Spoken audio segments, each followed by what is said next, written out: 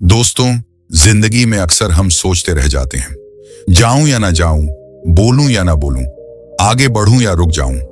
पर क्या आप जानते हैं कि महात्मा बुद्ध ने 7 ऐसी जगहें बताई हैं जहां कभी सोचने की जरूरत ही नहीं, वहां बिना बुलाए भी तुरंत पहुंच जाना चाहिए। ये 7 जगह ही इंसान की सोच बदल देती हैं, रिश्तों को जोड़ देती हैं और जीवन को आसान बना देती हैं। आज हम इन्हीं 7 जगहों पर विस्तार से बात करेंगे और हर बिंदु आपके जीवन को नए दृष्टिकोण से रोशन करेगा। तो अगर आप चाहते हैं कि ऐसे ही गहरे और प्रेरणादायक विचार आपको मिलते रहें, तो अभी चैनल को सब्सक्राइब कर लीजिए और बेल आइकन दबा दीजिए ताकि आने वाला हर वीडियो सबसे पहले आप तक पहुंचे। साथियों, जीवन की सबसे बड़ी भूल यह है कि हम हर कार्य में सोचते रह जाते हैं, जाऊं या ना जाऊं, बोलूं या ना बोलूं, किसी के पास बैठूं या नहीं। यह सोच ही हमें संकोच और आलस्य में बांध देती है। महात्मा बुद्ध ने सदा कहा कि जब करुणा और सत्य तुम्हें भीतर से खींच रहे हो, तब सोचो मत, बस कदम बढ़ाओ। आज हम 7 जगहों में से पहली 2 जगहों पर गहराई से विचार करेंगे, जहां बिना बुलाए जाना ही सच्ची साधना है। पहली जगह है जहां ज्ञान बांटा जा रहा हो। साथियों, ज्ञान कोई ऐसी वस्तु नहीं है जो किसी एक व्यक्ति की संपत्ति हो। ज्ञान तो जल की तरह है जो सबको तृप्त करता है और प्रकाश की तरह है जो सबको राह दिखाता है। बुद्ध ने कहा था कि यदि कोई दीपक जल रहा हो तो उससे अपना दीपक जलाने में संकोच मत करो, जो मत कि किसी ने तुम्हें बुलाया या नहीं। यदि सामने सत्य है, यदि सामने कोई साधक है जो अनुभव बांट रहा है, यदि कोई गुरु, कोई शिक्षक, कोई विद्वान, कोई संत, कोई ग्रंथ तुम्हारे सामने उपलब्ध है, तो जाओ, झुको। लेकिन भीतर नहीं आता था। एक दिन बुद्ध ने स्वयं उसे बुला लिया और पूछा, तुम इतने दिन से बाहर खड़े हो, भीतर क्यों नहीं आते? बालक ने उत्तर दिया, मुझे लगा मुझे तो किसी ने बुलाया नहीं। बुद्ध मुस्कुराए और बोले, सत्य के द्वार पर कभी निमंत्रण नहीं दिया जाता, यह द्वार सदा खुला रहता है। जो खोजी है वह बिना बुलावे के भी प्रवेश करता है। मित्रों, यही शिक्षा है।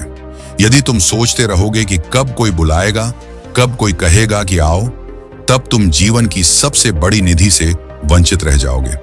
ज्ञान का संसार ऐसा है कि यदि तुमने एक शब्द भी समझ लिया तो जीवन का मार्ग बदल सकता है। यही कारण है कि पहली जगह जहां तुम्हें बिना बुलाए जाना है वह है ज्ञान की सभा।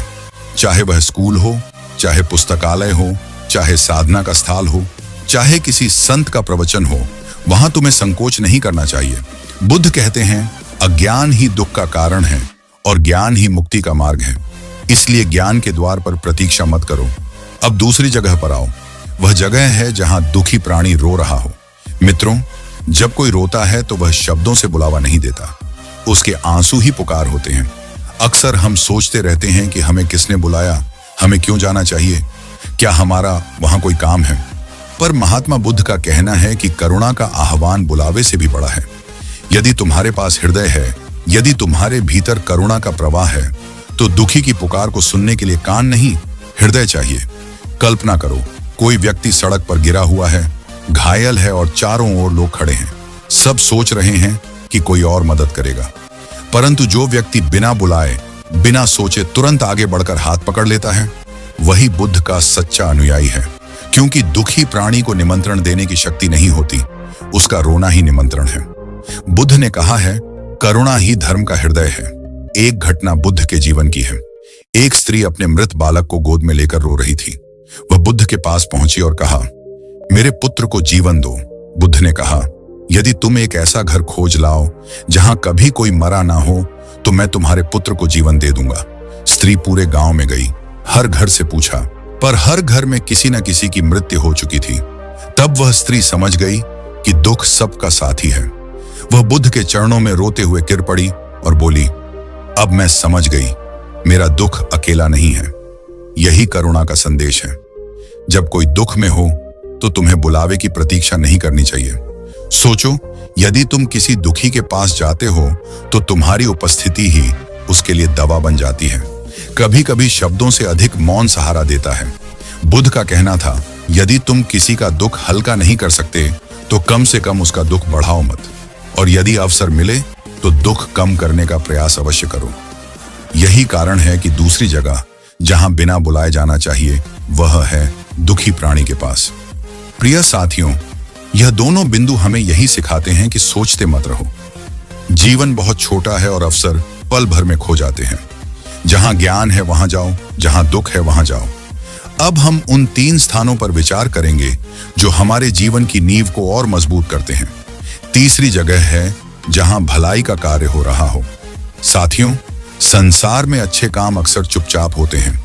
जब बुराई होती है तो उसका शोर चारों ओर फैलता है, लेकिन जब भलाई होती है तो उसका प्रकाश धीरे धीरे फैलता है। परंतु यही प्रकाश अंधेरे को मिटाता है। महात्मा बुद्ध ने कहा है, सत्य और भलाई का कार्य चाहे छोटा हो, पर उसका प्रभाव अनंत होता है। यदि कहीं कोई वृक्ष लगाया जा रहा है, यदि कहीं गरीबों को भोजन कराया जा रहा है, यदि कहीं किसी बीमार की सेवा हो रही है, यदि कहीं शिक्षा का दीप जलाया जा रहा है, तो वहां जाने में देर मत करो। सोचो मत कि तुम्हें बुलाया गया है या नहीं। भलाई के कार्य में शामिल होना स्वयं अपने जीवन को पवित्र करना है। एक बार बुद्ध के शिष्य आनंद ने पूछा, भंते, हमें कैसे पता चले कि कौन सा कार्य धर्म का है और कौन सा नहीं? बुद्ध ने उत्तर दिया, जहान करुणा है, जहान लोभ नहीं है, जहान स्वार्थ नहीं है, वही कार्य धर्म का है। और ऐसे हर कार्य में तुम्हें सम्मिलित होना चाहिए। मित्रों, जब आप किसी भलाई के कार्य में शामिल होते हैं तो आपके भीतर छिपी करुणा जाग उठती है और यही करुणा धीरे धीरे आपकी आदत बन जाती है। चौथी जगह है जहां अन्याय हो रहा हो। यह जगह बहुत कठिन है क्योंकि अन्याय के सामने खड़े होने के लिए साहस चाहिए। अधिकतर लोग सोचते रहते हैं कि हमें किसने बुलाया, किसने हमें कहा कि हम हस्तक्षेप करें। पर महात्मा बुद्ध का स्पष्ट संदेश है, असत्य को सहना भी उतना ही पाप है जितना असत्य को करना। यदि तुम अन्याय देखते हो और चुप रहते हो तो तुम भी उस अन्याय के सहभागी हो जाते हो। एक उदाहरण से समझो, यदि किसी बच्चे को कोई डांट रहा है, मार रहा है और तुम पास खड़े हो, लेकिन यह सोचकर चुप हो जाते हो कि यह तो उनका निजी मामला है, हमें किसने बुलाया, तो याद रखो, तुम्हारा मौन उस अन्याय को और ताकत देगा। बुद्ध कहते हैं कि अन्याय के विरुद्ध खड़े होने के लिए निमंत्रण की आवश्यकता नहीं है। वहां तुम्हें बिना बुलाए पहुंच जाना चाहिए, क्योंकि अन्याय का अंत केवल साहस से होता है। बुद्ध के समय एक घटना प्रसिद्ध है। एक राजा अपने प्रजा पर अत्याचार करता था। बुद्ध ने उसे सीधे जाकर कहा, राजन, अन्याय का भल केवल दुहक है। यदि तुमने इसे रोका नहीं तो तुम्हारा राज्य टिक नहीं पाएगा। उस समय बहुत लोग सोच रहे थे कि राजा को कौन समझाएगा, पर बुद्ध ने निमंत्रण का इंतजार नहीं किया। वे स्वयं गए और सत्य कहा। यही साहस धर्म की पहचान है। अब 5वीं जगह पर आते हैं जहां कोई अकेला हो। साथियों, अकेलापन सबसे गहरा दुहक है। जब कोई व्यक्ति अकेला महसूस करता है तो उसे शब्दों की नहीं बल्कि सहारे की आवश्यकता होती है। अक्सर हम सोचते हैं कि हमें तो किसी ने बुलाया नहीं, हम क्यों जाएं? परंतु महात्मा बुद्ध कहते हैं, किसी के अकेलेपन में पहुंचना सबसे बड़ा दान है। एक शिष्य ने बुद्ध से पूछा, भंते, यदि हमें किसी दुखी को सांत्वना देने का अवसर नहीं मिले तो हम क्या करें? बुद्ध ने कहा, कम से कम उस अकेले व्यक्ति के पास बैठ जाओ, भले ही मौन में। तुम्हारी उपस्थिति ही उसका सहारा बन जाएगी।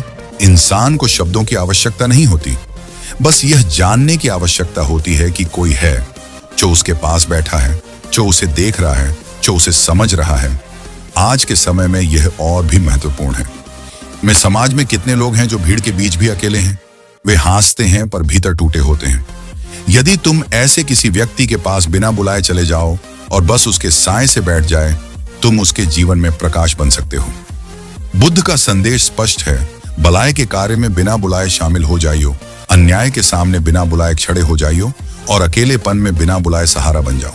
यही सच्ची करुणा है, यही सच्चा धर्म है।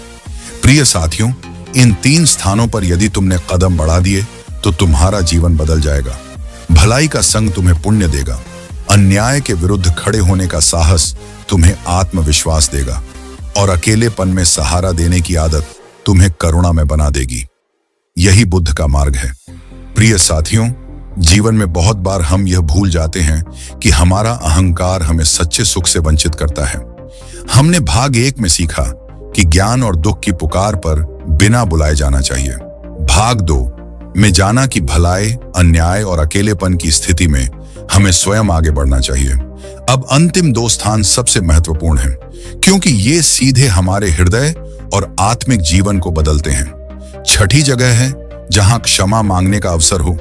मित्रों, अक्सर हम गलती कर बैठते हैं, कभी शब्दों से, कभी व्यवहार से, कभी अनजाने में और कभी जानबूझकर। लेकिन गलती करना उतना बड़ा अपराध नहीं है जितना अपराध है गलती मानने से इनकार करना। अधिकांश लोग सोचते रहते हैं कि सामने वाला पहले आए भी पहल करें, पर महात्मा बुद्ध ने स्पष्ट कहा है, गलती चाहे छोटी हो या बड़ी, यदि उसे स्वीकारने का अवसर है तो उसे तुरंत स्वीकारो। क्षमा मांगने में देर करना दुख को और गहरा कर देता है।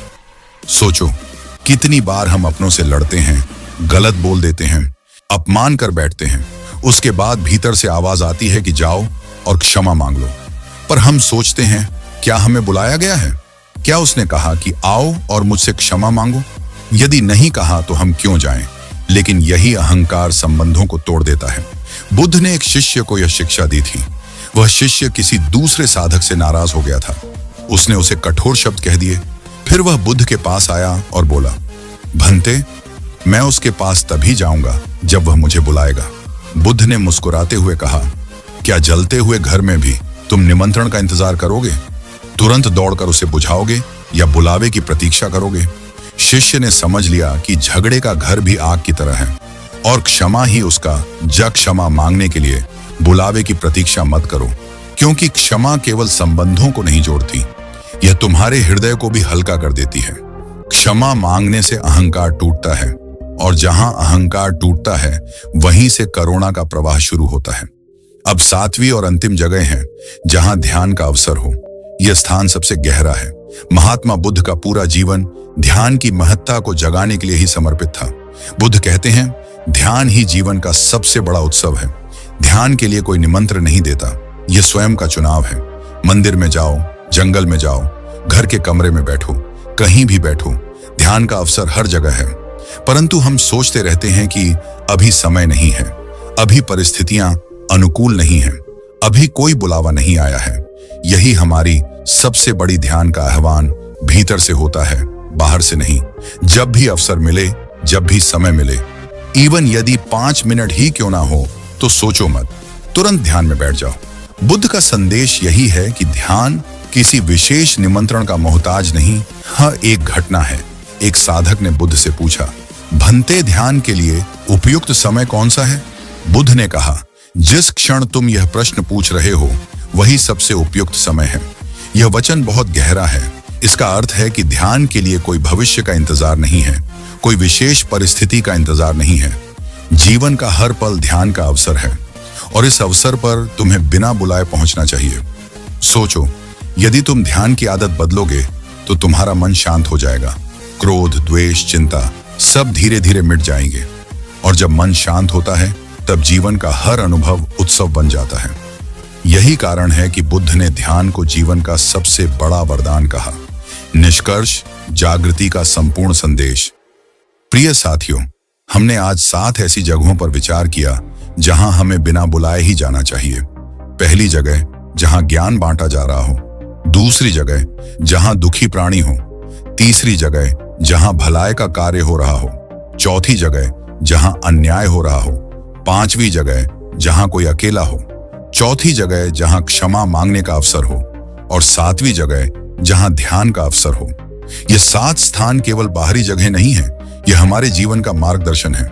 जब हम ज्ञान के पास बिना बुलाए जाते हैं तो हम साहसी बनते हैं। जब अकेलेपन में सहारा देते हैं तो हम मानवीय बनते हैं। जब क्षमा मांगते हैं तो हम विनम्र बनते हैं और जब ध्यान करते हैं तो हम मुक्त हो जाते हैं। महात्मा बुद्ध का यह अमर संदेश है कि जीवन को मत टालो, सोचते मत रहो। जहां सच्चाई, करुणा और जागृति का अवसर है, वहां बिना बुलाए पहुंच जाना ही साधना है। यही मार्ग दुख से मुक्ति का है, यही मार्ग सच्चे सुख का है। धन्यवाद और नमोह। बुद्ध अपना और अपने प्रियजनों का ख्याल रखे। तब तक के लिए मिलते हैं और एक नई वीडियो में नई संदेश के साथ।